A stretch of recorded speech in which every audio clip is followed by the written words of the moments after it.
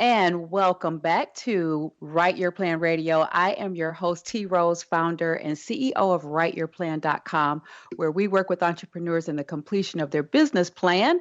Write Your Plan Radio is designed for entrepreneurs, long term business professionals, startups, and just people in general who believe in their power and the power within themselves to be someone great. And people who have a spirit and a drive to achieve something great. So, as such, I interview people on this show from a variety of businesses, people from different industries and professions, so that we may be inspired by their journey as well as educated in their area of expertise. And so today, I am really excited to welcome Ms. Pam Perry. She is an award winning communications professional. She teaches and mentors authors, speakers, and entrepreneurs on how to build a platform and attract major media and publishers. So that's really important.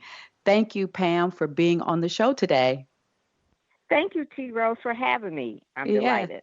Well, wonderful. So you are the owner and CEO of Pam Perry PR, and where can people find you?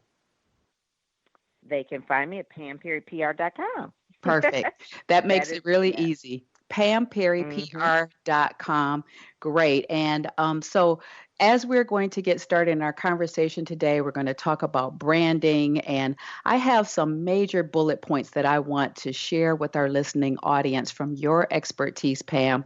Um, Building your brand, number one. Mm-hmm. Number two, how to shine online. Number three, Mm-hmm. how to get major media attention. And four, the latest in PR strategies. Mm-hmm. Oh, Okay. Well, all let's right. go. Let's go. So before we get too far into our subject matter, though, Pam, let's just share a little bit with our audience about you, your journey, and how you got started in the PR profession. Well, actually, I'm celebrating 20 years with my business this year. Started in 2000. So that was even way before the internet was the thing, right? So started in 2000. But before I started my own company, which is really Ministry Marketing Solutions, Inc., and I'm doing business as Pam Perry PR. But when I started, before that, my position was directly before that was working as a director of PR for the Salvation Army. How I got there is a little bit of a backstory. So I would say, starting out, journalism was my love, my passion. Even in high school, I was on the school paper and all that kind of stuff. But I always liked advertising as well. Okay. So when I went to college, I majored in journalism. In my major was public relations. Well, there's within the journalism school you can have a section. So mine was public relations and advertising. So leaving school, I then left, went to Wayne State University. When I graduated from Wayne, well, actually before I graduated, I was working for the Detroit Free Press, which is a major newspaper here in Detroit, where I'm from. Yes. And I stayed there for about 7 years. I was actually in the advertising department, but I also did stories. That's where I really found the love for PR per se, because people can run ads, just like people can run Facebook ads, but people really read your content. People really like the things that aren't quote unquote bought. So what I would do is I would sell advertising for the Detroit Free Press, but I also would, guess you would say, pitch my clients to reporters. And the reporters, they didn't have to write stories on my clients, but if I told them, I said, say this, say that, and then you'll be a really good story. So that's where PR really excited me more than advertising. Now, listen, people who sell advertising, they make really good money.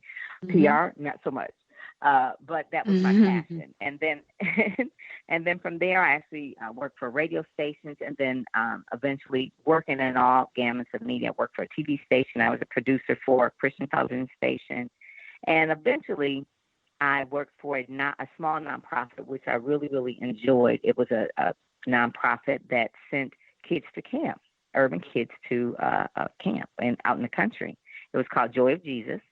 And I had an epiphany like around 30 years old that I really wanted to do marketing and PR for things that matter, meaning that things that really are lasting, things that really are important to me. So I was doing advertising and marketing for like clients like, from automotive companies to restaurants to bars or whatever.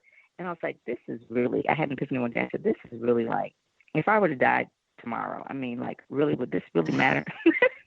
And then I was Okay. like, will this really matter? And I really, at that point, decided that I really wanted to promote and market things that matter. Joy of Jesus, sending kids to camp, raising money for them to really have life-changing experiences. I said, oh, I want to do that. So I was actually development director, did the events, did the PR. If you ever work for a small nonprofit, you do everything. But Yes, what that's I true. enjoyed the most, you do every. I wrote the donor letters. I did the database. I mean, this is like, oh my God. And Uh-huh. eventually I said, you know what, the part that I really, really enjoyed was the PR part. I really enjoyed pitching the stories to the media so that we can get the awareness raised for our nonprofit. So we had a front page story for the Detroit Free Press. Obviously, I worked there, so I knew all the reporters. But eventually I said, I don't want to do the whole development piece. I just want to do the PR. And that's when I left and went to the Salvation Army. And I stayed there for 7 years. I really felt I had that was my calling, because the Salvation Army, keyword being salvation, is a Right. ministry. And so I was like, wow, I said, they have such a strong brand. You say the Salvation Army, you pitch them, people pick it up. My job was just to really find the right hooks for the story so that we could be pitched all the time and get press, media. Eventually got married, had a daughter, and I didn't want to go back to a office, a 9 to 5 type of situation. Right. And at that time, that's when I said I want to work from home, but I want to work with ministries still, but I want to work with ministries that didn't have a brand. I want to help them be branded and get media attention. And that's when ministry marketing was birthed. That was really the thing. And from there, from 2000 actually till now, that's when I really focused on working with ministry. So I've worked with like Fred Price, T.D. Jakes, Creflo Dollar, and also like Word of Faith, Straight Gate, Greater Grace, local churches in the area, but primarily in the African American Christian community is where I really helped them brand better, and primarily with their books. And I always say that, your book is like your calling card or your business card.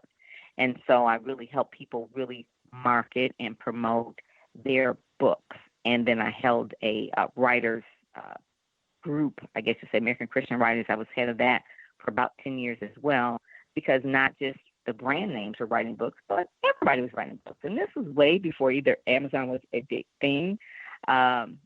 People had to write books and then keep them in a garage, and that was doing print on demand. But that's really my story, because I've always had a love for books, authors, speakers, always. Grew up with it naturally. I grew up next door to my pastor, Reverend Jordan, here in Detroit. And Okay. so a lot of times what I would do, I remember this as a kid, and it's always so much of our purpose relates to what we did when we were children. But I always That's remember true. going over to his house and spending time in his library.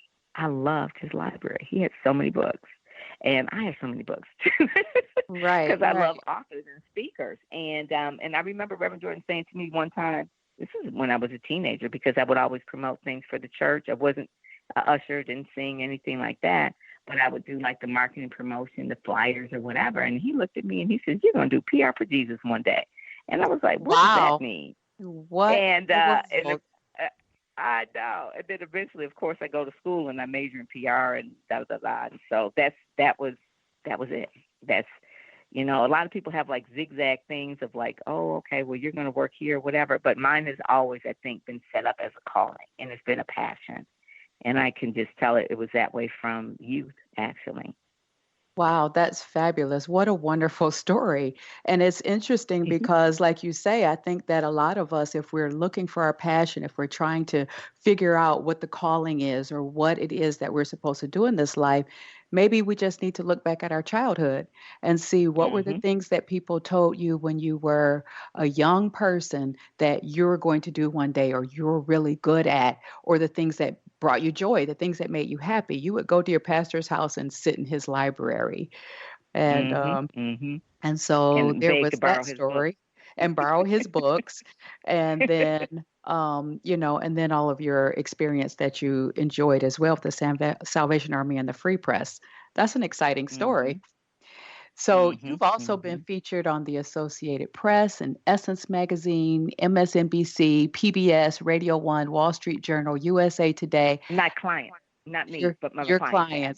clients have been okay. Yes. So you have been Mhm. instrumental in helping people to be featured in all of these major Yes. publications. And so that Yes. now you talked a little bit about brand, but then we're also talking about the PR side, the public relations, and how people are positioned to be presented in some of those publications. And so what would you say is the difference between building your brand and the PR side? Yeah, you can't really get major press without a brand. So at the very level of, say, T Rose, I wanted to uh, pitch you for a guest on your show, right? And so Hmm. I will call you up and then I will begin to tell you about a particular person. Say, I said, well, I really would like my client, TD Jakes, to be on your show, whatever. Immediately, like, done deal, right? That's a brand, Right. okay? Because you know that name. You know what to expect. You know what that involves. You've followed TD Jakes for many years, whatever. But if I call you and say, but I've got this client, his name is John Johnson. Oh, I won't say that. John Johnson is Ebony. So John Smith, Uh-huh. Uh-huh. Right. and John Smith he's a great author. He's wrote this book. What about? And so now I've got to sell you more because you've never heard of him. He doesn't have an established brand. So it's Correct. always better to build your brand first before you start to get PR. Now, there's a catch-22 because Hmm. people feel like if I get the PR, I'll build the brand. But you can't get on the media unless you have a brand. Right. So that's really like the difference. So you've Right. got to really do the nut and bolts first, build that foundation first, build the eyeballs and the ears um, organically first. Really position yourself in terms of your avatar, your audience, the people who you're trying to serve first before you start going to the masses via the media. Now, how do you go about doing that? Is the brand the colors that you use, the icon, the Mm-mm, logo? What do you mean by mm-mm, brand? mm-mm. No, the brand is the essence of you, what you stand for. So if you were to say Pam Perry, what does she stand for? It's not what you're not going to think about what colors is she is. Or TD Jakes, if I said it was a brand, or Oprah, what is a brand? It's not her colors. What does she stand for? Well, Hmm. you know, Oprah is all about really empowering people to live their best life. That's what her talk show was about for 30 years or whatever. TD Hmm. Jakes is all about a ministry and really woman dollar loose. So that would be part of his brand. You know, he's a person that does that. So it's your messaging. It is your content, it is the essence of you, what you stand for, who it is that you're speaking to, and what you're going to do for them. So personal branding is so important today. Even though people own companies, people still want to know the person. So you can say, in a way, it's your essence of you. It is who you are. So that if we think of a non-person brand, so Starbucks, if I go Hmm. to Japan to Starbucks, or if I go in Hollywood, Florida to a Starbucks, I'm pretty much know because I see the sign. I pretty much know what I'm going to get. I Right. know if I walk in, I'm going to see the barrister. She's going to barista, and she's going to be there, and I'm going to have a green tea latte. It's going to be the same, whatever. So that's the same thing with a person. It's like if I meet them, if I get to know them, I know what they stand for. I know what I'm going to get. I know what kind of messages they're going to deliver. I know what type of uh, speeches they would give. I know what type of books they would write. So, say for instance, if it's J.K. Rowling, she writes a book, a Christian book. Hmm. That's not part of her brand, right? She's That's Harry right. Potter. So, That's right. so, That's right. so it's So like, that's well, a that's switch. that's that's a switch off her brand. And so she could write a book, and even her first book or second, people are going to line up and buy all her books because they know what to expect. So really, the brand is being consistent with your messaging, with the essence of who you are. And if you're expert in something, that's part of your brand. If I'm an expert at uh, health, if I'm a health coach, I'm an expert in health. That's Right. my brand. That's the Dr. Ian brand. Smith. He's a health coach, and he talks about nutrition. So part of his brand is that he had, I think it was some kind of popcorn or something like that. It was Dr. Ian's popcorn. Okay, so that's part of his brand. Now, if Dr. Ian started having like tequila, Okay, no, that's not.